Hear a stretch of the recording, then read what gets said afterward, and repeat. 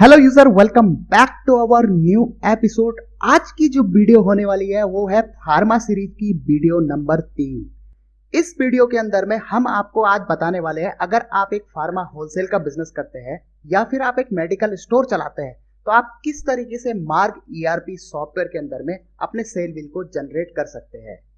इन दोनों ऑप्शन के बारे में हम आपको इस वीडियो के अंदर में स्टेप बाय स्टेप करके डिटेल से समझाने वाले हैं। कृपया वीडियो में बने रहिएगा।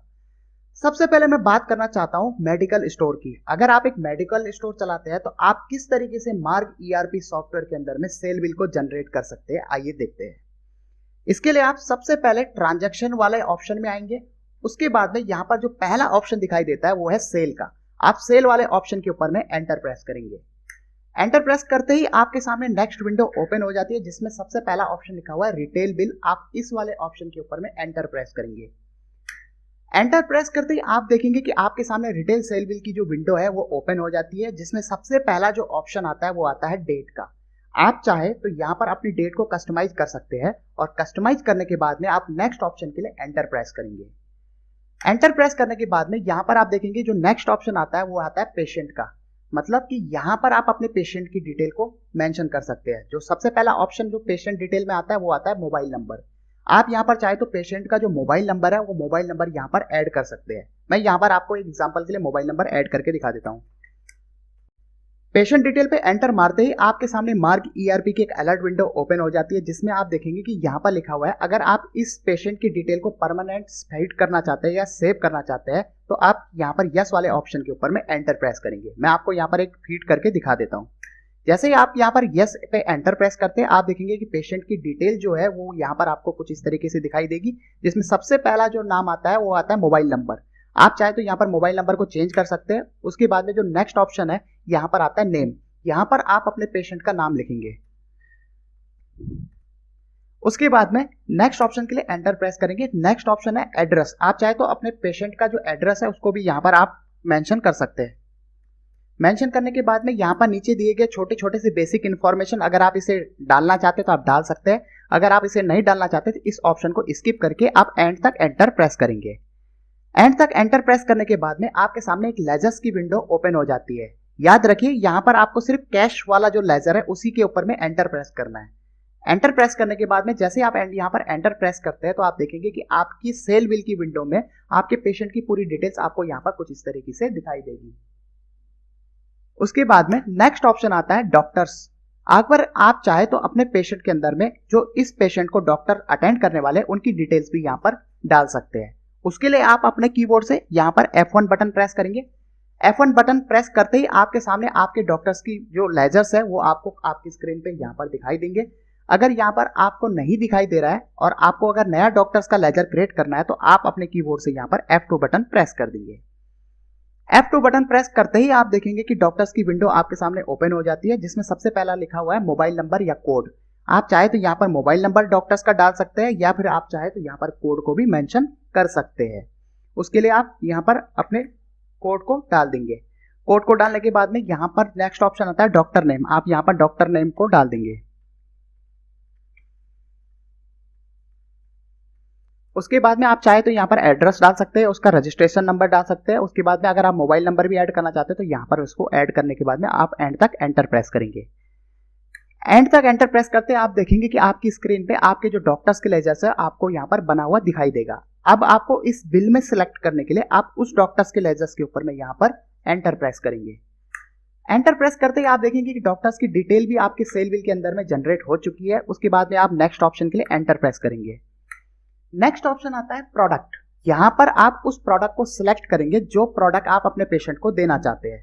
उसके लिए आप उस प्रोडक्ट के ऊपर में एंटर प्रेस करेंगे। एंटर प्रेस करते ही उस प्रोडक्ट की जितनी भी बैचेस होंगे वो सारे बैचेस आपको आपकी स्क्रीन पे कुछ इस तरीके से दिखाई देंगे। आप यहाँ पर कोई भी जो भी बैच आप सिलेक्ट करना चाहते हैं उस बैच के ऊपर में एंटर प्रेस करेंगे। एंटर प्रेस करने के बाद में जो नेक्स्ट ऑप्शन आता है वो आता है क्वांटिटी। अगर आप अपने पेशेंट को यहाँ पर टैबलेट वाइज सेल करना चाहते हैं तो आप यहाँ पर टैबलेट्स में भी डील कर सकते हैं। अगर आप इस प्रोडक्ट को पूरी स्ट्रिप सेल करना चाहते हैं अपने पेशेंट को तो यहाँ पर आप स्ट्रिप को भी सेल कर सकते हैं। एग्जांपल के लिए यहाँ पर मुझे जो अपने पेशेंट को स्ट्रिप की जगह 4 टैबलेट सेल करनी है तो 4 टैबलेट सेल करने के लिए आप यहाँ पर क्वांटिटी मेंशन कर देंगे। नेक्स्ट ऑप्शन आता है एमआरपी। यहाँ पर इस प्रोडक्ट की जो भी एमआरपी होगी आपको यहाँ पर दिखाई देगी। उसके बाद में आप यहाँ पर एंटर प्रेस करेंगे। नेक्स्ट ऑप्शन पे एंटर प्रेस करते ही आप देखेंगे कि जो 4 टैबलेटों का रेट है वो रेट आपको यहाँ पर टोटल कुछ इस तरीके से दिखाई देगा जीएसटी के साथ साथ पे। मतलब कि यहाँ पर जो एमआरपी भी 20 रुपीज़ है और 20 रुपीज़ के हिसाब से जो 4 टैबलेट का रेट होता है वो रेट आपको यहाँ पर सॉफ्टवेयर ऑटो डिवाइड करके दे देगा यहाँ पर। तो कुछ इस तरीके से जो है आप सबसे पहले अपनी क्वांटिटी को ऐड करेंगे। अब बात आती है इस बिल को सेव करने की। सेव करने के लिए आप अपने कीबोर्ड से यहाँ पर एंड की बटन को प्रेस कर सकते हैं या फिर नीचे दिए गए सेव बटन पर क्लिक करेंगे। सेव करते ही नीचे वाले डैशबोर्ड पे आप यहाँ पर चाहे तो बिल में डिस्काउंट देना चाहे तो आप यहाँ पर डिस्काउंट का ऑप्शन भी दे रखा है, आप यहाँ पर डिस्काउंट को भी मेंशन कर सकते हैं। उसके बाद में यहाँ पर जैसे आप एंटर प्रेस करते हैं तो आपके सामने एक सेव चेंज की विंडो कुछ इस तरीके से ओपन हो जाती है, जिसमें सबसे पहला ऑप्शन आता है सेव का। आप सेव वाले ऑप्शन के ऊपर में एंटर प्रेस करेंगे। एंटर प्रेस करते ही आप देखेंगे कि ये जो बिल है ये कंप्लीटली यहाँ पर आपके सेव हो चुका है। अब ये प्रिंट के लिए रेडी है। अगर आप यहाँ पर एंटर प्रेस करते हैं तो ये जो है आपके प्रिंटर से प्रिंट निकाल के आपको दे सकता है। तो कुछ इस तरीके से अगर आप मेडिकल स्टोर चलाते हैं तो आप मार्ग ईआरपी सॉफ्टवेयर के अंदर में रिटेल सेल बिल बना सकते हैं। बात करते हैं अगर आप एक फार्मा होलसेल का बिजनेस करते हैं तो आप किस तरीके से मार्ग ईआरपी सॉफ्टवेयर के अंदर में सेल बिल को जनरेट कर सकते हैं।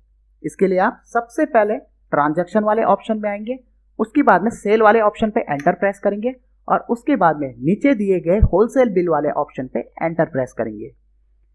एंटर प्रेस करते ही आपके सामने होलसेल की विंडो इस तरीके से ओपन हो जाती है, जिसमें सबसे पहली ऑप्शन जो आता है वो आता है डेट का। आप यहाँ पर डेट को मेंशन करेंगे और उसके बाद में नेक्स्ट ऑप्शन के लिए एंटर प्रेस कर देंगे।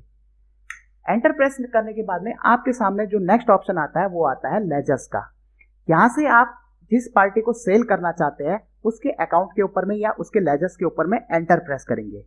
अगर आपको ये नहीं पता है कि मार्ग ईआरपी सॉफ्टवेयर के अंदर में नया खाता या नया लेजर किस तरीके से ऐड करते हैं तो उसकी भी वीडियो हमने अपने यूट्यूब चैनल पे बना रखी है, आप एक बार जरूर उसे चेकआउट करिएगा। अभी मैं फिलहाल आपको बताता हूँ कि यहाँ पर आपको उस पार्टी को सिलेक्ट करना है जिस पार्टी का आप सेल बिल बनाना चाहते हैं। जैसे यहाँ पर मैं एक पार्टी को सिलेक्ट कर ले रहा हूँ। सिलेक्ट करने के बाद में नेक्स्ट जो ऑप्शन आता है वो आता है आइटम का।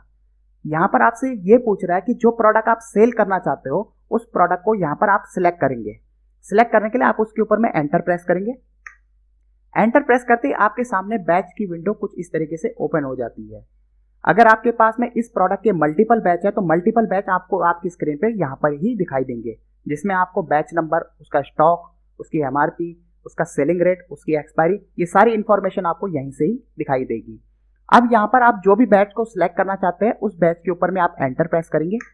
एंटर प्रेस करते ही जो है आपका जो नेक्स्ट ऑप्शन आता है वो आता है क्वांटिटी का। आप यहाँ पर क्वांटिटी डाल सकते हैं कि आपको कितनी क्वांटिटी सेल करनी है। एग्जांपल के लिए मुझे यहाँ पर 10 क्वांटिटी सेल करनी है तो आप 10 क्वांटिटी के ऊपर में लिखेंगे और उसके बाद में नेक्स्ट ऑप्शन के ऊपर में एंटर प्रेस कर देंगे। एंटर प्रेस करने के बाद में अगर आप चाहे तो यहाँ से जो है अपने रेट को भी सुधार सकते हैं।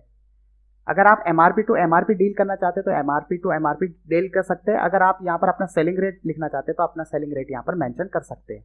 मेंशन करने के बाद आप नेक्स्ट ऑप्शन के लिए एंटर प्रेस करेंगे और नेक्स्ट ऑप्शन आता है डिस्काउंट का। अगर आप एक अपने बिल के अंदर में या इस प्रोडक्ट के ऊपर में आप एक पर्टिकुलर डिस्काउंट देना चाहते हैं तो आप यहाँ पर डिस्काउंट को भी दे सकते हैं। एग्जांपल के लिए इस प्रोडक्ट पे मेरे को पर्टिकुलर 2% डिस्काउंट देना है तो आप यहाँ पर 2% लिखेंगे तो ऑटोमेटिकली यहाँ पर जो है सॉफ्टवेयर अपने डिस्काउंट को लेस करके आपकी जीएसटी को प्लस करके आपको नीचे टोटल आपको कुछ इस तरीके से दे देगा।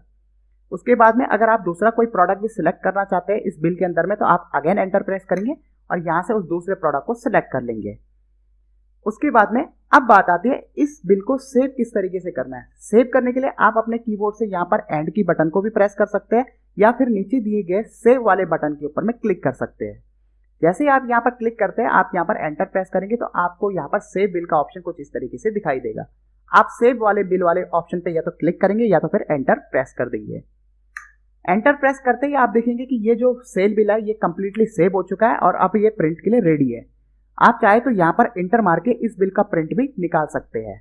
तो कुछ इस तरीके से जो है आप अपने दोनों ट्रेड मतलब कि फार्मा, होलसेल और मेडिकल स्टोर्स के अंदर में अपने बिल को जनरेट कर सकते हैं, वो भी बहुत ही आसान तरीके से। तो ये इन्फॉर्मेशन आपको हमारी कैसी लगी हमें कमेंट बॉक्स में जरूर बताइएगा। अगर वीडियो पसंद आए तो वीडियो को लाइक करिएगा और चैनल को सब्सक्राइब करिएगा। Thank you.